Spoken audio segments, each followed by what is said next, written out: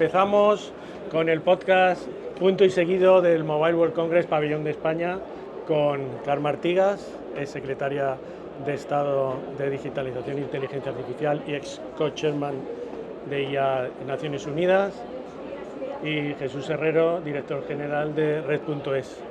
Bueno, yo soy Juan Carlos F. Galindo, la verdad es que no sé lo que soy ahora, pero porque hago un montón de cosas. Pero bueno, creo que vamos a hablar de inteligencia artificial. Yo tengo una pequeñita reflexión con vosotros para empezar el diálogo.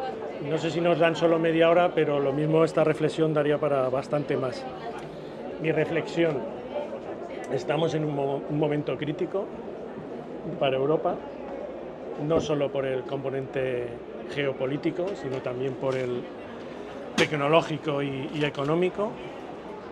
Ya hace años escuché la frase: quien domine la IA dominará el mundo. Creo que recordáis quién lo dijo. Y ahora es un tal Donald Trump quien solo quiere parar una guerra para gestionar los materiales que van a construir la IA del futuro y no sé si del presente.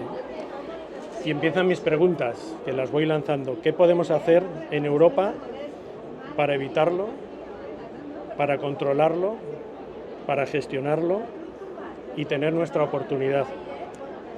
¿O solamente vamos a poder minimizar los daños? ¿Tenemos en Europa la capacidad de sumarnos y subirnos a un tren, el de la IA, que parece que pasó de largo y tanto China como Estados Unidos están ya a años luz de distancia? ¿Hay algún terreno en la IA donde Europa pueda encontrar su oportunidad? Porque parece que a la gente, a la audiencia en general, todo esto sigue sonándole a China.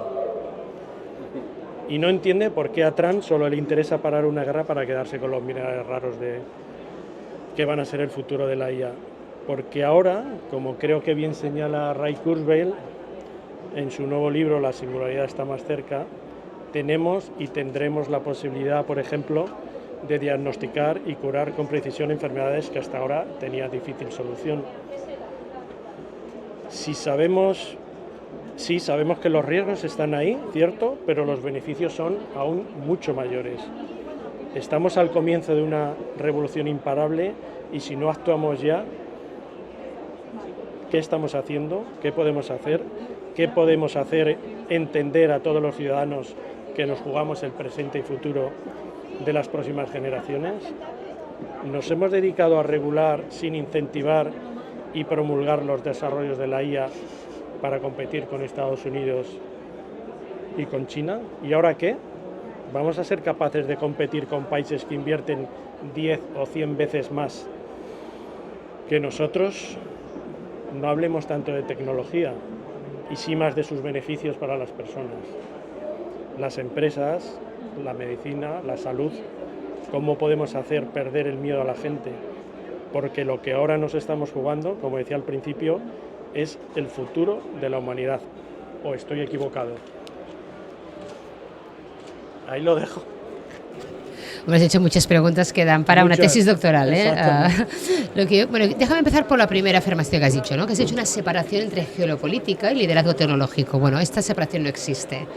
La tecnología cambia el equilibrio de poder, no solamente entre unos países que tienen acceso a unas materias primas únicas, como las tierras raras, o unas capacidades de producción únicas, como Taiwán con los microchips, o un talento único, versus aquellos países que no los tienen. Pero también cambia el equilibrio de poder sobre ciertas empresas que pueden tener incluso el mismo o más poder que los estados, que son las grandes tecnológicas, que sencillamente las tenemos que ver como monopolios, y lo que está pasando es que aquí nadie los está regulando como monopolios. Son compañías que a partir del monopolio de los datos están creando los monopolios de la IA. Entonces la política de Estados Unidos es, pues decido mirar para otro lado y de momento no regularlos, pero has regulado los bancos, has regulado las farmacéuticas, tendrías que regular también este sector. Y luego lo que decíamos es que esta batalla geopolítica clara de liderazgo tecnológico, por tanto económico y productivo, de Estados Unidos y China se ha trasladado ya no solamente al liderazgo tecnológico, sino sobre todo porque es consecuencia de lo mismo, al control de las fuentes de energía. Es decir, en este momento ganar la batalla de la IA es ganar el control de la energía mundial. ¿Por qué? Porque todos los modelos son iguales, porque se han entrado con los mismos datos y la única diferenciación será cuánto más músculo tú tengas, cuánto más potente sea el chip, cuánto más grande tu data center y cuánto más barata la energía que los alimente. Esta es la profecía que nos habían pintado y la diríamos la profecía que Estados Unidos quiere hacer realidad. Pero la realidad no es tan simple. La verdad es que, en primer lugar, lo de The Winner Takes It All de ABBA, el que gana se lo queda todo, esta no va a ser así. Aquí hay espacio para muchos. Lo hemos visto.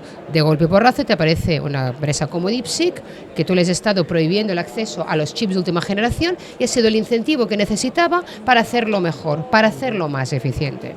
Y luego está de que la ventaja realmente competitiva de la inteligencia artificial que estamos viendo en estos últimos 2 años, que es la generativa, la ventaja competitiva no son ni van a ser los grandes modelos de lenguaje, los grandes modelos generativos. Van a ser los pequeños. Van a ser qué hagas tú con estos modelos, con esos datos únicos, mejores, más precisos, más curados, para encontrar realmente los casos de uso. Y ahí es donde tiene su ventaja Europa, porque Europa es un país de base industrial, donde si bien ya nos hemos vendido y hemos regalado todos los datos personales, aún no hemos dado ni regalado los datos industriales. La clave está que no los regalemos. La clave está en que utilizamos esos modelos que, mira, gracias a la inversión de las grandes y han gastado ellos el dinero, nosotros venimos más tarde, no hace falta que gastemos dinero en eso, sino en cómo lo aplicamos para nuestros casos únicos.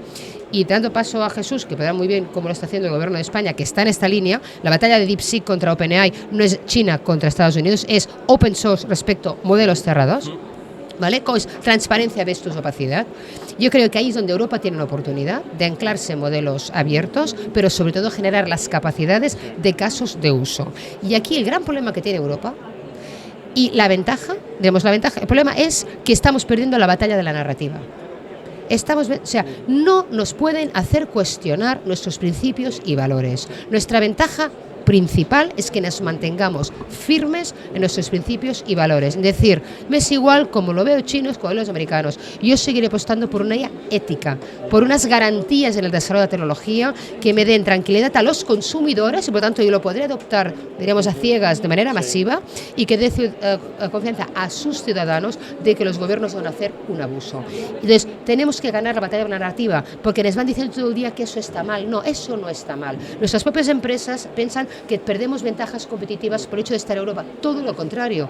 Lo que ocurre es que tenemos que acompañar esa teoría de acciones. Y el gran problema de Europa es que actúe por primera vez en su historia como una gran nación de 27 otras naciones, no como 27 países distintos. Y ahí es donde tenemos el reto, que ya lo teníamos, ganar a Kamala, ganar a Trump, pero que Trump igual nos está obligando a acelerar y tomar decisiones de una manera más contundente.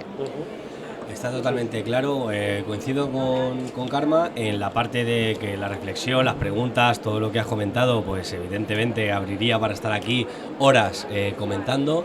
De hecho, tenemos que hacer con Gin Tonics un programa así, gatopardos, ¿no? Un poco fareros. Saldría mejor. Vamos a tener que hacer porque resulta interés y yo complementar las partes que puedo.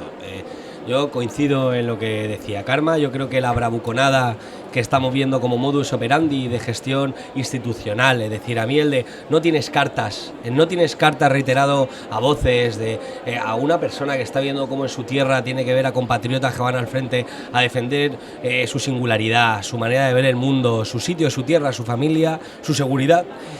Yo creo que no da lugar y aquí no hay cartas ni hay mesas, yo creo que lo hemos dicho muy claro. Yo creo que esto una vez más son bravuconadas que pueden tener su parte de realidad si no conseguimos hacer nada, pero esto es como el matón del colegio, es decir, no hagas esto porque si no, es decir, no, lo que tenemos que hacer es hacer lo que nos dicen que no hagamos, ¿no? Veíamos el otro día que el New York Times abría su portada diciendo que el objetivo de Trump es la Unión Europea, no es España, no es Francia, no es Italia, es lo que suponemos juntos, es decir, la unidad en la diversidad, es decir, confiar en generar un espacio político y de gestión y mercado económico que entre diferentes conseguimos que pueda ser entendible, interoperable, que pueda ser un espacio en el que prosperar las capacidades de vida, es lo que nos hace singulares.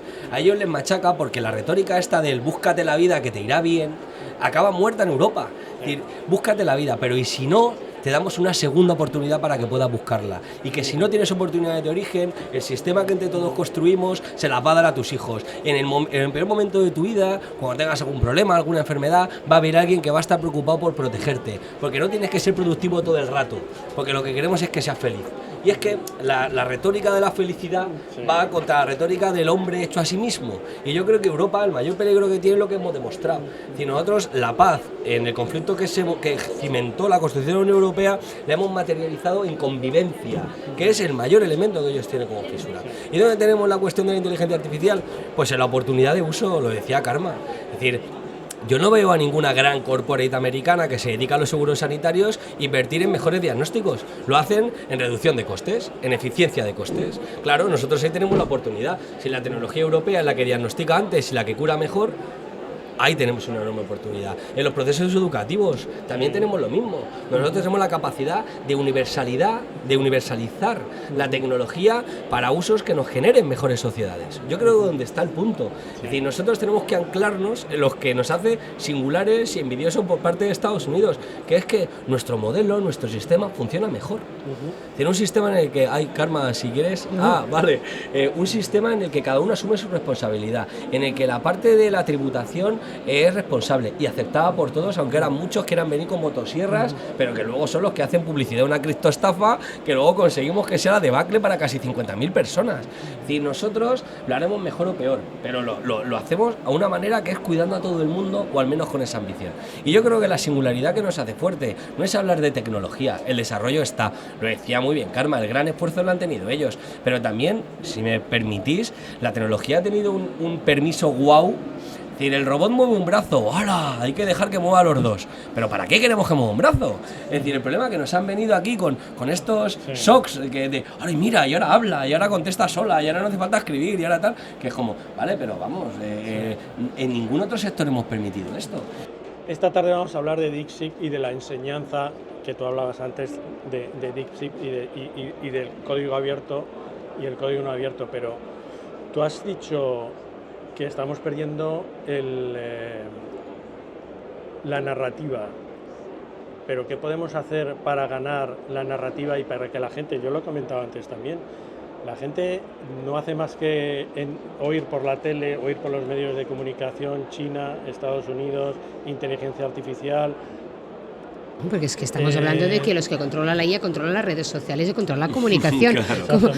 No podemos ganar la batalla de la narrativa porque el control de la narrativa la tienen los medios de comunicación alimentados por la IA, que polarizan la opinión pública y deciden cuál es el contenido que se viraliza. Por tanto, la estrategia está muy bien pensada, porque aparte del control económico se pretende el control social. No nos engañemos. Entonces, lo que decía, apuntaba a Jesús, totalmente de acuerdo, y esos valores los tienen que mantener unidos. ¿Cuál es la realidad? Y mirémonos también que lo que hace Trump también es ponernos la lupa de aumento de nuestros defectos y de nuestras ineficiencias. Nunca hemos actuado como un país a la par hasta que llegó el COVID, que nos alineamos a las estrategias de sanciones contra Rusia y mancomunamos la deuda y generamos una Next Generation. Por tanto, lo que es bastante dramático es que cuando veníamos del mejor momento, donde yo me he sentido más europea, nos viene ahora una amenaza por un cambio de políticas y de lealtades, porque al final resulta que los socios más fieles y leales que hemos estado, diríamos, Europa, Canadá, con Estados Unidos, ahora somos enemigos, y el enemigo tradicional es tu best friend forever, que es el señor Putin, ¿no? Claro, si empiezas allá a que tú y yo no tenemos principios y valores compartidos y que toda nuestra relación es transaccional, ¿qué diferencia hay entre hacer negocios contigo, con el chino, con el de Corea del Norte y con el de Irán? Entonces, eso también creo que va a generar una inestabilidad dentro de propio Estados Unidos. Pero vamos a mirar también qué podemos hacer en Europa por nosotros mismos. Aquí hay dos problemas. Uno, nos hemos pasado la vida luchando entre nosotros, compitiendo entre nosotros. Francia contra Italia, contra Alemania, contra España, con el mismo budget europeo. El budget europeo, los proyectos de Horizon, están demasiado segmentados, están demasiado fragmentados. Y no tenemos acceso a la misma cantidad de capital que Estados Unidos tiene por parte de nuestras compañías y nuestras startups. El gran gap, la única diferencia, es el acceso a capital. Recuerdo que el gran salto cuantitativo en el desarrollo de la IA, que es pasar de machine learning a Deep Learning se hizo en 2014 por una compañía que se llama DeepMind, que es la que hizo AlphaGo y ahora AlphaFold y que ha ganado el premio Nobel de química, ¿vale? DeepMind es una compañía británica, por lo tanto europea, que aún no nos había habido el Brexit. Quien ha sido el padre de la ciencia, el padre de la tecnología y el padre de la idea ha sido Europa, pero esta compañía la vendió por 500 millones a Google, porque en Europa nadie se fijó en ella y ese dinero no existía. Entonces, lo primero que tenemos que hacer es permitir que haya acceso al capital. El informe Draghi lo dice muy bien, 300.000 millones de euros cada año se mueven de los ahorros de los europeos que ponemos en nuestros bancos, pero van esos bancos y en lugar de invertir en fondos de inversión europeos, los invierten en fondos de inversión americanos. Porque tienen más rendimiento. Entonces les damos 300.000 millones de nuestro dinero a que van a otros países para que luego vendan y muevan esas empresas a comprar nuestras empresas. Eso es el primer labor, cómo hacemos para que sea rentable invertir en Europa y capturamos esos ahorros. Pero luego el gap realmente son 800.000 millones al año. ¿Dónde sacamos esa diferencia? La diferencia viene normalmente por el acceso de los fondos de capital riesgo americanos a los fondos de pensiones y a los fondos de seguros, algo que en Europa se prohíbe, excepto países como Suecia, donde un porcentaje de los fondos de pensiones puede invertir en riesgo. Y eso también es una revisión a hacer. Igual no todo, porque ponemos en riesgo el estado de bienestar, pero igual un 25%. Y sería muchísimo más dinero que accederían nuestras empresas. Y luego, para mí, simplificar burocracia en el sentido de que no podemos tener 27 regulaciones distintas. El problema de Europa no es la regulación, es la fragmentación regulatoria. Es que tenemos 27 normas de copyright.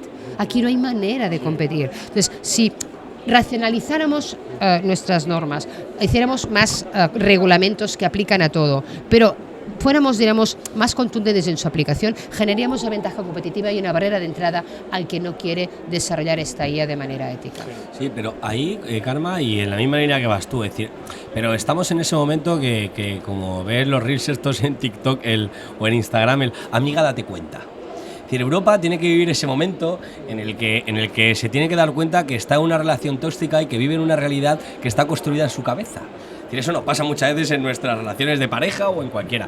Y es que, si ves, en Europa tenemos las ayudas de Estado, en el que no se pueden dar a empresas europeas una cantidad X de recursos para poder hacer desarrollos, en el que somos los que nos creemos la parte de minimis. No puede tener pymes un número X dentro de la propia Europa. No tenemos campeones europeos. Queremos, porque como tú bien decías, que yo creo que está la parte clara, nos hemos focalizado en que las empresas europeas sobreviviesen a la competitividad dentro de Europa y no hemos identificado que nuestra competencia no es ad intra, sino que es hacia afuera. La política de fusiones y adquisiciones en Europa, decía, demasiado grande para Europa, sí, ya, pero demasiado pequeño para el mundo, ¿no? Claro, es que yo creo que la clave está ahí, es decir, Europa, porque además yo creo que en cuanto a gestión de fondos multilaterales, en escalabilidad, en capacidad por la Comisión, por los Estados miembros, por los organismos y consorcios que se hacen a nivel suprapaís, los fondos interregionales, los fondos FEDER estructurales, es decir, nosotros tenemos disponibilidad presupuestaria. Es decir, la Unión Europea está financiando proyectos en todo momento, lo que no permite la concentración de esos fondos. Pero lo que yo te estoy diciendo es que todos los países con honestidad identifiquen los 500 campeones potenciales que pueden tener. Oye, cada uno de aquí tenemos estos. Vale, pues de esta lista inicial de 40.000, 20.000, 15.000 empresas, tenemos que elegir los caballos de batalla que vamos a intentar fortalecer durante la próxima década. Es decir, es salir del engaño, pero que esto no venía dicho, ¿eh? Claro. Que la gente que sacó las fábricas desde ese sitio y los llevaba a Asia, era la moda porque deslocalizar era abarataba y generaba más margen de producción, porque nos decían que la mano invisible lo arreglaba todo, pero lo que estamos viendo es que Trump le ha dicho al de OpenAI que le dice que le da todo el dinero del mundo para montar su centro de procesamiento de datos. Yo creo que como Europa nos tenemos que dar cuenta que esto de la mano invisible, que esto de la libertad, que esto de tal, no existe, y que si queremos que nuestras empresas compitan, tiene que ser con la fuerza de todos. Es decir, el mercado europeo también es el consumo europeo y son los impuestos europeos. Es decir, nosotros como modelo de sociedad somos un mercado y un sector potente. Tenemos que hacer que haya capacidad de que esa transferencia de los recursos públicos puedan ser concentrados en grandes iniciativas empresariales. Y yo creo que hay en Europa, en muy poco tiempo, veríamos como hay 15, 20 o 30 players que podrían entrar a competir a nivel global. Pero para eso hace falta una unificación del mercado de capitales y sobre todo un mercado digital único. Totalmente. Porque lo que hace la diferencia es que el mundo digital es un mundo que solo tiene retorno de inversión y beneficios cuando es por economías de escala. Individualmente tiene muy poco margen. Y tú no puedes separarlo por fronteras. Entonces, aún venimos de una visión del mercado del siglo XX, donde era sectorial, donde las normas sectoriales en Europa aplican, porque si instala una fábrica aquí no la instala en otro país, y las normas de seguridad de este país son las que yo decida, pero en el mundo digital, donde tú puedes tener una compañía que está incorporada con la sede en un sitio, donde tus trabajadores están en otro país, donde tu IP está en otro y donde tus clientes están en otro, esto no tiene sentido de hacer esas fronteras, ¿no? Pero sí que quiero sencillamente hacer un énfasis de lo que también tenemos que pensar, cuál es nuestro modelo europeo para seguir financiando el estado de bienestar, porque lo que está en crisis también es el estado de bienestar. Con esta revolución pues va a haber desplazamiento productivo, va a haber capas que van a ganar, capas que van a perder, se tiene que hacer políticas públicas para mitigar esos riesgos, y nosotros estamos en un modelo que también la supervivencia y el mantenimiento futuro del estado de bienestar también está en riesgo. Pero lo importante, no sé si estáis de acuerdo conmigo, que ahora lo relevante es el corto, aunque haya que pensar en el medio y en el largo. Y en el corto, ¿cómo vamos a resolver absolutamente todos los, entre comillas, los issues o los problemas o lo que tenemos que resolver? Porque, como decía antes, yo creo que nos jugamos... es que yo no veo tantos problemas de resolver. Lo que tenemos que resolver nosotros por nosotros mismos es cómo queremos que la IA se despliegue en Europa. Entre los 27... Bueno, otra cosa es que estamos en el periodo más bajo de coordinación, porque ya se han dedicado países terceros a minar la unidad de Europa. O sea, lo diremos, las injerencias de Rusia en el Brexit, en muchísimos procesos electorales e incluso los ataques de ciberseguridad para minar las instituciones, es algo muy planificado hace mucho tiempo para que realmente Europa no sea la potencia que es de 600 millones de consumidores y habitantes. Y en esto, mira, fíjate que cuando decimos si Estados Unidos puede hacer daño a Europa, todavía no le hemos pasado la cuenta de habernos hecho nuestra primera ruptura. Es decir, una empresa que es verdad que era británica, pero que estaba desarrollada con tecnología y gracias a una plataforma americana. Financiada con fondos europeos. Claro, provocó la ruptura más fuerte que hemos vivido como continente y como unión, ¿no? Y todavía no le ha pasado factura a nadie. A mí eso es todos los elementos de... ¿Y esta gente cuando paga, cuando rompe? Pues es que no hace más que romper y tirar y tal. No, pero la fiesta cada vez es más grande. Ya, hombre, pero que tenemos que ir viendo cuáles son las partes que ha costado. Pero yo estoy de acuerdo contigo. Yo, fíjate, coincido en la... Me ha encantado tu determinación, Karma, en la parte de no hay tantos. Y lo que hace falta es determinación, es los 4 o 5 que hay. Y también entiendo a Juan Carlos porque parece que todo es un problema. Claro. Es decir, este señor lo que se dedica es a hacer chanza de cualquier cosa. Antes no había un problema con Ucrania, ahora tiene que humillar públicamente para que no estemos a lo importante. Tenemos que ver cómo la injerencia de los trolls y de los movimientos ultra en las redes sociales se coordinan para generar inestabilidad en todas las conversaciones sociales que hay en cualquier país. Estamos viendo cómo la injerencia rusa está, es decir, es caos. Lo que tenemos la sensación ahora que es simulada. Es decir, que si nosotros, mira, cualquier persona, y si nos escucha que haga el ejercicio, si apagas el teléfono 48 horas, te das cuenta que es una ficción, que es todo sugestionado. Un Matrix. Claro, están intentando hacer esa realidad. Claro, están influenciando en la opinión pública, en crear una situación de estrés y de agresivo para que tú no tengas que cuestionar nada y sencillamente avanzar. Sigas a la masa. Claro, pero fíjate una cosa, estamos viendo aquí, yo acabo de venir, sabéis, de estar colaborando en la ONU unos cuantos meses, y el principal reto de la IA es que todo esto que estamos viendo es una película del primer mundo. Es decir, toda la IA que existe solo se ha entrenado con datos del norte global. Aún hay 2.500 millones de personas que no tienen acceso a Internet. Cuando hablamos de potenciales ganancias de productividad, que falta verlas, porque digo yo, esto de la IA, y tú lo entenderás, imagínatelo, Jesús, un segundo, que mañana en Red.es te llegan 150 becarios. Sí. Si te llegan 150 becarios, de momento estás saturado. Sí. De momento no hay ganancia productiva. No. Bueno, pues los ChatGPT es como el becario. Entonces tú te imaginas que tienes 150 becarios. Oye, de aquí a que ganes ventaja competitiva es estarte 2 años entrenando al becario para que se entere de cómo va la cosa. Y luego ya será muy espabilado y a 3 años te trabajará como uno que tuviera 20 años de experiencia. Perfecto. Pero a corto plazo no es tan sencillo implantar esto en un proceso de negocio y poder tener unas ventajas competitivas que nos dicen que son del 40 al 60% de ahorros. No. Después, si eso ocurriera, estás aumentando la diferencia social y la desigualdad, porque esta ganancia solo va a tener aquellos entornos que ya tengan un ecosistema. Por tanto, el norte global. Y vas a hacer aún más grande la diferencia entre el norte global y el sur global. Entonces, lo que tenemos que asegurarnos es que esto es algo que beneficia a la humanidad, que hacemos para que conseguir la igualdad en los beneficios, necesitamos igualdad en el acceso y tenemos que hacer que también el sur global tenga acceso a la capacidad de computación, a datos curados y datos representativos. Mira, un ejemplo que ya últimamente pongo, que lo saqué del presidente Modi indio, que dijo en la cima de París, fue: tú pídele a una herramienta de generación de imágenes de IA, un Stable Diffusions, píntame a una persona escribiendo. 1000 de cada 1000 veces va a ser diestro. Ni una sola vez va a ser zurdo. Y si le fuerzas y le dices, haz el ejemplo que yo lo he hecho, píntame a una persona zurda escribiendo, te pinta una persona con un boli en la mano derecha y otro en la mano izquierda.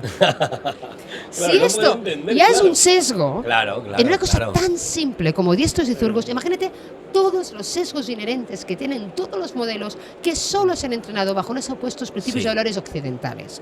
Tanto cuidado en acelerar este desarrollo que solo maximiza un tecnocolonialismo. Por lo tanto, a mí hay cosas que no me cuadran. Para mí la debilidad de Estados Unidos en este momento es cuanto más presión y velocidad le está poniendo al tema, más débil para mí representa. Porque si esto me lo planteas a 5 o 8 años, te da tiempo de hacer las cosas bien. Y de hecho, las empresas tecnológicas lo pueden hacer bien si les dan tiempo, pero su administración tampoco les está dando tiempo. Entonces, a mí hay algo que no me cuadra, no me cuadran los timings, no me cuadra esta prisa. Si nosotros pausamos, como dices tú, no nos dejamos arrastrar por esta ola de comunicación permanente, de estrés permanente, y pausamos y vamos viendo cómo desarrollamos pasos seguros, con confianza para el consumidor, yo creo que Europa tiene su gran oportunidad, que es hacer las cosas bien a la primera, porque no habrá segunda vuelta para corregirlas. Nos queda un minuto solo, pero tú has hablado de apagar el teléfono. Pero obviamente la gente no va a apagar el teléfono y la batalla de la narrativa y cambiarle la mentalidad y la opinión a la opinión pública es un trabajo nada sencillo, ¿vale? Ahí podría aportar algo, pero sin que tengamos que apagarle el teléfono, ¿cuál creéis que debe ser el mensaje que tenemos que dar a la opinión pública para que no se crea ese mundo Matrix que parece que está viviendo y que vivamos en realidades y no en ficciones? Yo voy a ir a lo naif, pero creo que es tiempo también, ¿eh? Es decir, volver a creer que hay algo para ganar. Yo creo que harían fantásticamente los medios de comunicación que cuando critican algo de la manera severa con la que se puede hacer, se ponga una alternativa.